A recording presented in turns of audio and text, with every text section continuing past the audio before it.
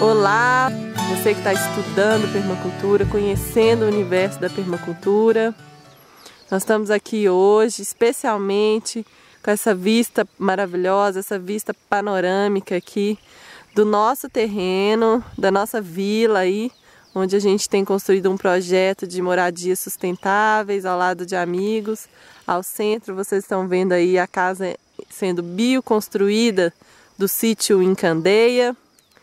E essa visada aqui serve para mostrar para vocês um pouco do que se trata o desenho permacultural, o design permacultural.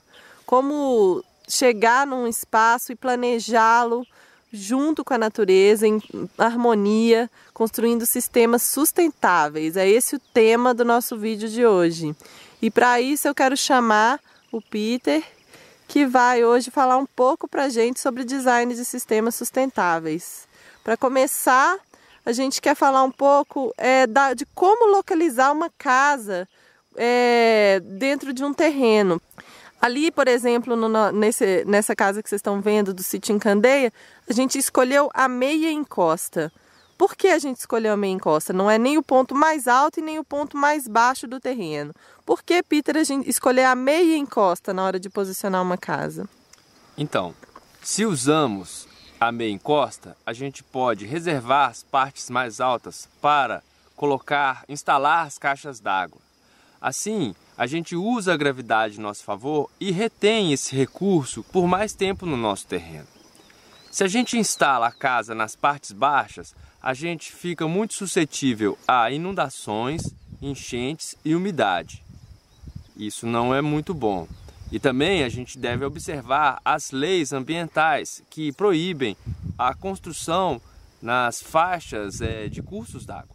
Então embaixo é úmido demais, muito perto do córrego, e em cima a gente perderia o aproveitamento, por exemplo, de uma caixa d'água para descer até a nossa casa por gravidades, colocando a natureza para trabalhar a nosso favor, né? Sem precisar gastar muita energia. Exatamente, a gravidade é uma força que é gratuita e está para o bom uso. Certo. Também vamos falar um pouco então, Peter, aqui da questão da declividade. Se o terreno é muito inclinado ou pouco inclinado, quais são as consequências disso na hora de você desenhar o seu assentamento em permacultura? Bom, tudo tem dois lados, o lado bom e o lado ruim das coisas. Em terrenos de alta declividade, o aspecto positivo é que você pode instalar sistemas de bombeamento para elevar eventuais cursos d'água para áreas mais elevadas do seu terreno. Você pode bombear a água, usar essa força de queda da água, você pode usar isso para fazer um carneiro hidráulico, por exemplo. Ou uma roda d'água, ou equipamento que você dispor. O aspecto negativo é que você, em linhas gerais, vai precisar de movimentar mais terra para fazer os seus aterros, para fazer aplanar os seus pisos. Outro aspecto... Vai gastar mais terra para construir a casa, é isso? Mais terra, mais movimentação. Mais mão de obra. Uhum. Também vai gastar mais materiais para fazer fundações, para conter encostas. Outro aspecto negativo é também que em um terreno com inclinação maior, a água superficial ela tende a escorrer mais rápido, né? Então essas áreas são mais apropriadas para você fazer as suas áreas de preservação e mantê-las com cobertura vegetal, para evitar processos erosivos. Já em terrenos de topografia moderada, eles, em linhas gerais, são mais fáceis de você fazer as casas, porque você tende a movimentar menos terra para construir os seus espaços. A água também, ela escorre de uma maneira mais lenta no seu terreno. E do aspecto negativo, fica o fato de que você não consegue instalar esses sistemas de bombeamento hidráulico com tanta facilidade.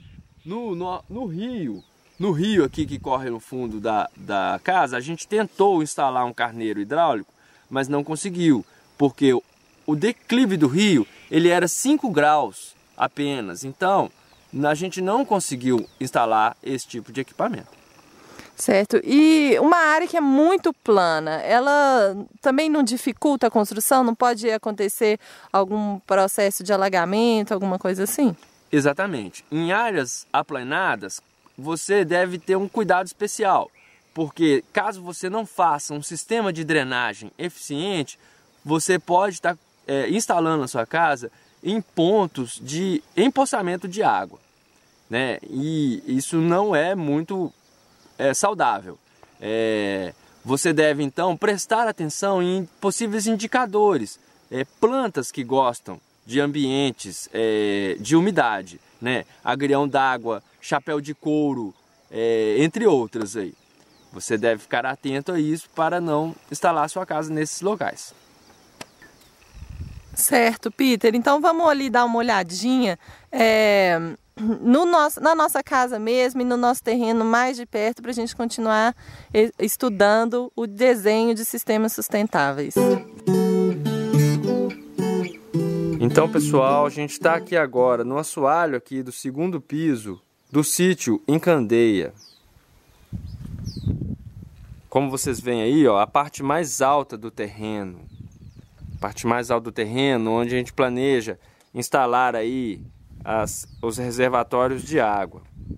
A gente vai tratar agora um tema muito importante, que é o aspecto. Então, quando se fala em aspecto, a gente pensa em para que lado o terreno cai, né? O caimento do terreno, né? Nós estamos no hemisfério sul, né? Então, o disco solar que gira de leste para oeste, ele gira, então, o Sol está a norte de onde estamos, né? A gente está no hemisfério sul. Logo, os terrenos que têm caimento para norte, eles têm mais incidência solar. Eles recebem mais luz do Sol. O terreno onde nós estamos, ele tem aspecto sul, ou seja, ele cai para sul.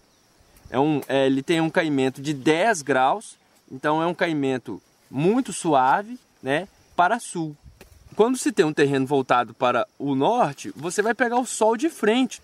Você vai ter, ao longo do dia, você vai ter luz. Se já é um terreno inclinado para sul, vai chegar uma hora que você não vai ter luz. O sol vai sair mais tarde e vai se pôr mais cedo. Bom, desta maneira a gente acaba observando aí que os terrenos com aspecto norte, eles recebem mais luminosidade. Agora a gente vai descer, porque a gente vai mostrar para vocês de perto como funciona isso nas nossas ilhas de cultivo. Então a gente está aqui com a vista do andar térreo, já caminhando pelo terreno agora. E aí vocês estão vendo a candeia, a nossa aliada aqui. É a única árvore que consegue crescer por enquanto nesse nosso clima árido aqui. Crescer espontaneamente, principalmente com essa falta de chuvas que a gente está enfrentando. E ela também é nossa amiga, nossa aliada, porque ela protege as plantas do sol do aspecto oeste. É isso que a gente está fazendo, a gente está criando ilhas em torno das candeias, usando as candeias a nosso favor. E em volta delas, protegendo as plantas do sol do aspecto oeste, que é o sol poente, um sol que castiga mais as plantas aqui na nossa região do que o sol nascente, que é o sol leste. E aí a gente tem posicionado as nossas frutíferas, as plantas que a gente quer que cresçam, a leste das candeias, fazendo com que as candeias sejam sombra no período da tarde para as nossas plantas. Então você está vendo aí um cajamanga, uma pitanga, alguma adubação verde, tudo protegido desse sol da tarde pela candeia. Um sol que chega até mesmo a amarelar a folha das plantas. Às vezes a gente acha que a amarelidão na folha das plantas é por falta de nutrientes e muitas vezes pode ser por excesso de sol. Lembra que eu falei que a gente trabalha com a ideia de que na natureza existe cooperação e não competição? Então é isso, você vê aí uma planta aliada à outra. Também uma banana e o mamão são protegidos aqui no nosso caso do vento sul pela candeia, né? E aí o vento sul vem e não corta as folhas da banana. O Peter vai falar mais sobre o fator vento no design, também mais pra frente nesse vídeo. Agora vamos ali caminhar um pouco e ver mais uma vez o uso do estudo do aspecto no nosso design.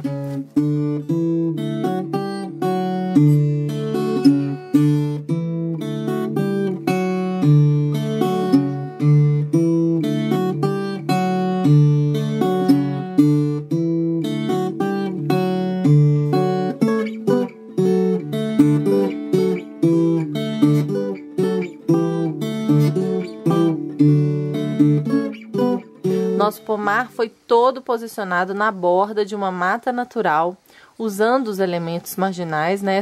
Essa mata, ela é um elemento marginal aqui, um elemento de transição entre essa área seca e essa área mais alagada, por onde correm as águas e nascem, inclusive, algumas águas. E aí, um dos princípios da permacultura é usar as bordas, né? E a gente vai crescendo, alargando esses elementos marginais, essas bordas. E aí também essa mata, como ela está a oeste, ela funciona como sombra para as nossas frutíferas. E agora a gente vai investigar, vamos ali para investigar como o aspecto influencia também no desenho da casa. Vamos ver isso lá com o Peter.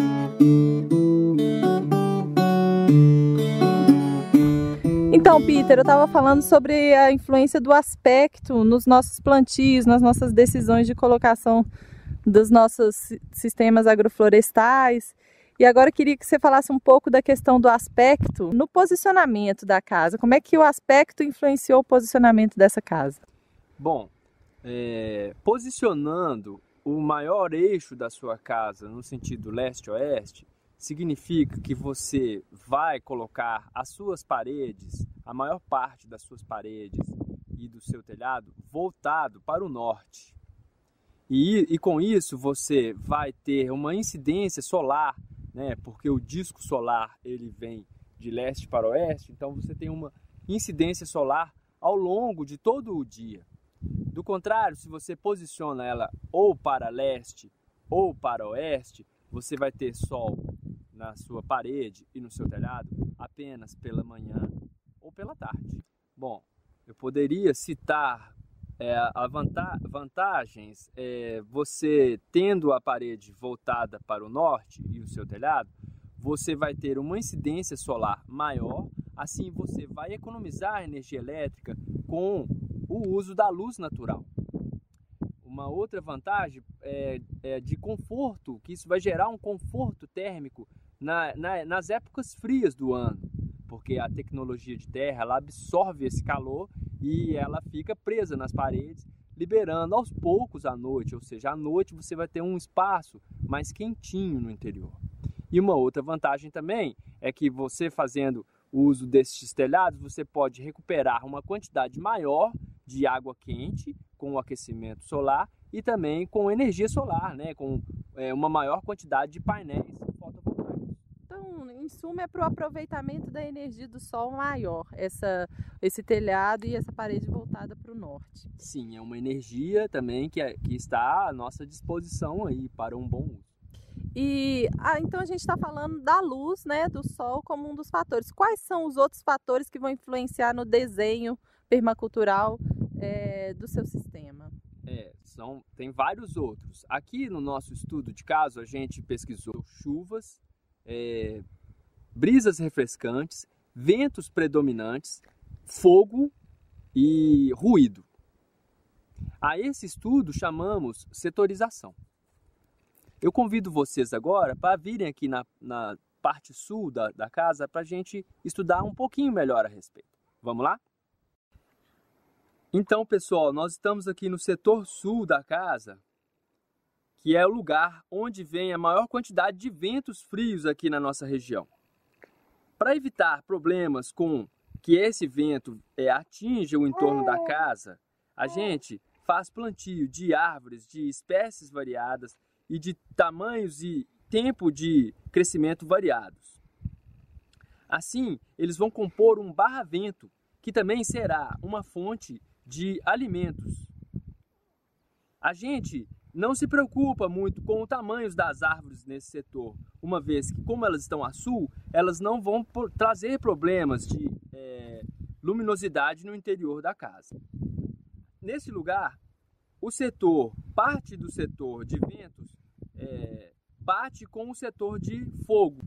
Então, assim, a gente posiciona caminhos e acessos de maneira que eles formem um aceiro multifuncional.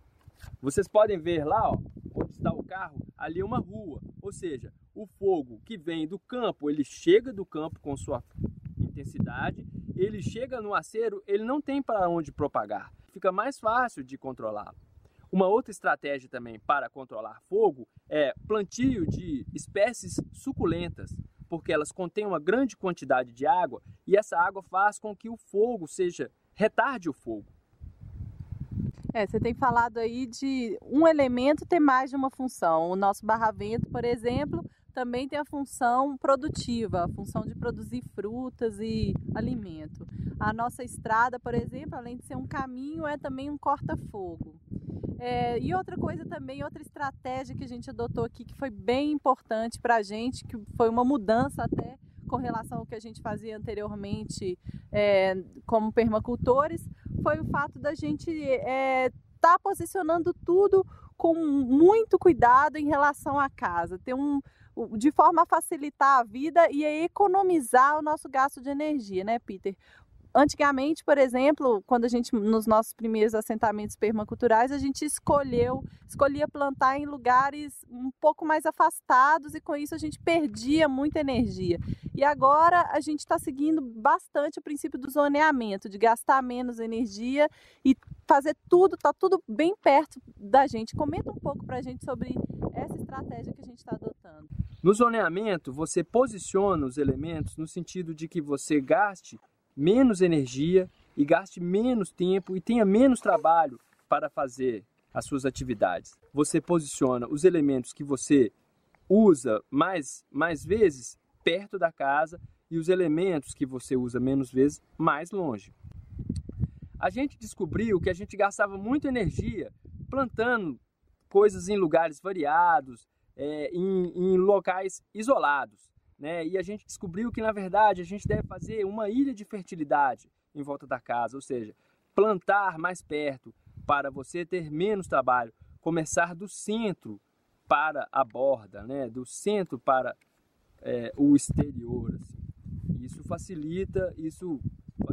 facilitou muito nossa vida. É isso, pessoal. Esse foi nossa introdução ao design permacultural.